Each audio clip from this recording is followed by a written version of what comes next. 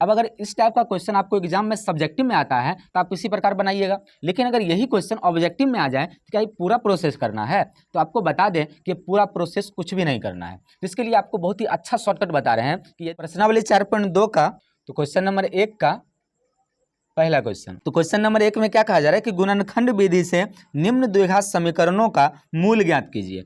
हमने इस चैप्टर के पहले वीडियो में ही पढ़ा था कि मूल और शून्यक दोनों एक ही होता है, ठीक है। तो यहाँ पर हमें शून्यक निकालना है, यानी कि x का मान निकालना है। तो पहला क्वेश्चन हमारा क्या दिया हुआ है, x का square minus 3x minus 10 equal to 0। तो यहाँ पर हम इस समीकरण को गुणनखंड विधि से हल करेंगे। तो गुणनखंड विधि के लिए हम क्या करते हैं, सबसे पहले इस बीच वाले पद को ऐसे दो भाग में तोड़ते हैं जिसका गुना लास्ट वाला पद आना चाहिए, या फिर इस लास्ट वाले पद को ऐसे दो टुकड़ा में तोड़ते हैं जिसका जोड़ या घटा बीच वाले आना चाहिए। जैसे कि 10 को आप क्या लिख सकते हैं, 10 को लिख सकते हैं 5 गुना 2।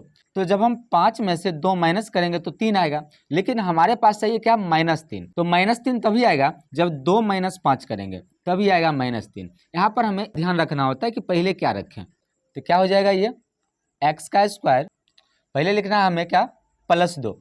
तो +2x माइनस 5x माइनस 10 बराबर 0, ठीक है। अब यहाँ से हमें क्या करना है कि इस पूरे में से कॉमन लेना है। तो यहाँ पर देखिए इस दोनों ग्रुप में से x कॉमन आ रहा है, तो x कॉमन आ रहा है तो क्या हो जाएगा, ये x जब बाहर निकलेगा तो क्या हो जाएगा, ये x, और जब यहाँ से x को हटाएंगे तो +2, ठीक है, माइनस। अब देखिए इस दोनों में से क्या कॉमन आ रहा है। अब जैसे देखिए कॉमन अगर समझ नहीं आ रहा है, यहाँ पर एक बात और समझ सकते हैं कि दोनों पदों को किस संख्या से भाग लगाया जा सकता है। तो आप देखिए कि दोनों पदों को 5 से भाग लगा सकते हैं, तो इसका अर्थ है कि 5 कॉमन आ जाएगा, ठीक है। अब इसे हम 5 से भाग लगाएंगे तो क्या बचेगा, 5 5 कट जाएगा, सिर्फ x बचेगा, ठीक है। अब यहाँ 10 को जब हम इस 5 से भाग लगाएंगे तो सबसे पहले तो इसका माइनस माइनस हो जाएगा प्लस, ठीक, और 10 को 5 से भाग लगाएंगे तो बचेगा 2 बराबर 0।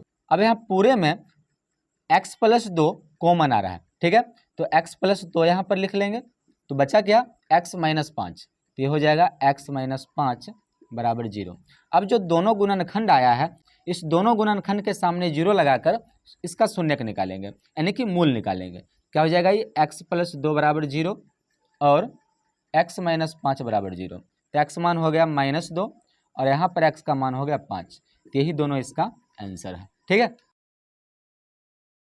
तो दूसरा समीकरण क्या है, तो दूसरा समीकरण है 2x का स्क्वायर प्लस x माइनस 6 बराबर 0, ठीक है। जब भी कभी आपको किसी समीकरण के शुरू में कोई संख्या लगा हुआ हो तो आपको क्या करना है कि सबसे पहले इस संख्या और इस संख्या दोनों संख्याओं को गुना करना है। जैसे यहाँ पर क्या हो जाएगा, 2 × 12, ठीक है, यानी कि -12। अब आपको क्या करना है कि जो संख्या यहाँ पर आया है गुना करने पर इसका ऐसा 2 ग्रुप लाना है जिसका जोड़ या घटाव बीच वाला संख्या पूर्णा चाहिए। तो जैसे 12 को आप क्या लिख सकते हैं, 4 × 3, ठीक है, 4 में से 3 माइनस करेंगे तो क्या होगा, 1, यानी कि प्लस में 1। हमें भी यहाँ क्या चाहिए, प्लस में 1 चाहिए, इसलिए ये ग्रुप पूरा परफेक्ट है, ठीक है। यहाँ रख लेंगे इसे। तो जो यहाँ पर हमारे पास आया उसको x के साथ लगाकर बीच में रख देंगे, तो पहला तो ही हो जाएगा और ये हो जाएगा क्या, +4x माइनस 3x और -6 बराबर 0, ठीक है। तो अब आगे देखिए कि इस दोनों पद में से क्या कॉमन आ रहा है। आपको बताए थे कि जब कॉमन समझ नहीं आया आप इस बात को भी समझ सकते हैं कि दोनों को हम किस संख्या से भाग लगा सकते हैं। तो आप यहाँ देखिए कि दोनों को आप 2 और x से भाग लगा सकते हैं, मतलब कि 2x से भाग लगा सकते हैं। तो यहाँ पर हम बाहर क्या लिखेंगे, 2x।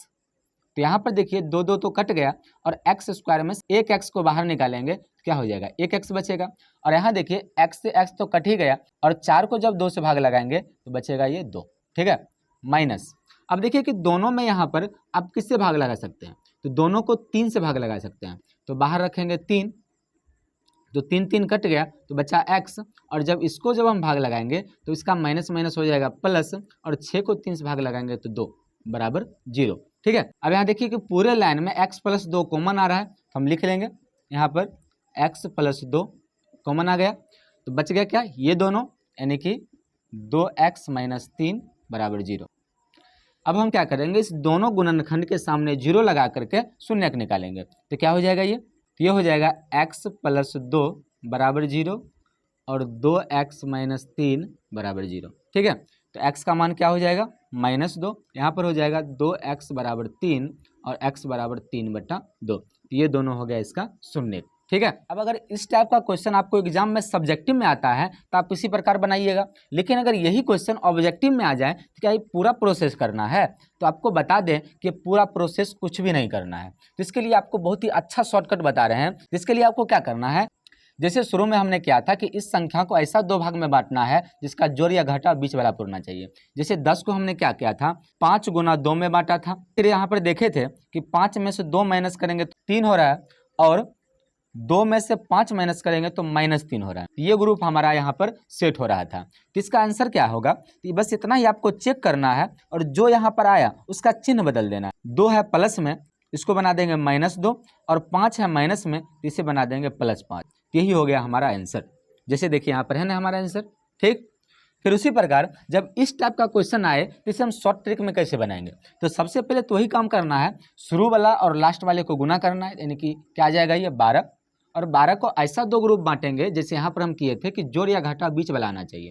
तो जब हम इसे ग्रुप में बांटे तो क्या आया था, 4 गुना 3, यानी कि 4 में से 3 माइनस करेंगे तो 1 आ रहा है। तो यहाँ पर 4 - 3 हो गया। ठीक है। फिर इसका चिन्ह बदलेंगे तो ये हो जाएगा माइनस, ये हो जाएगा प्लस। ठीक है। लेकिन अभी ये दोनों इसका आंसर नहीं हुआ। जब आपको किसी समीकरण में शुरू में कोई संख्या लगा हुआ हो तो उसी संख्या से आपको क्या करना है, दोनों को भाग लगा देना है। तो बट्टा में 2, फिर इसका भी बट्टा में 2, ये तो कट जाएगा, यानी कि -2, और ये हो जाएगा 3/2। ये हो गया इसका आंसर। ठीक है। यहाँ भी देखिए हमारे पास भी वही आंसर आया है। तो इसी प्रकार जब आपको इस टाइप का क्वेश्चन कभी भी ऑब्जेक्टिव में आए तो आप इस टाइप से बना सकते हैं, पूरा प्रोसेस करने की कोई ज़रूरत नहीं है। ठीक है।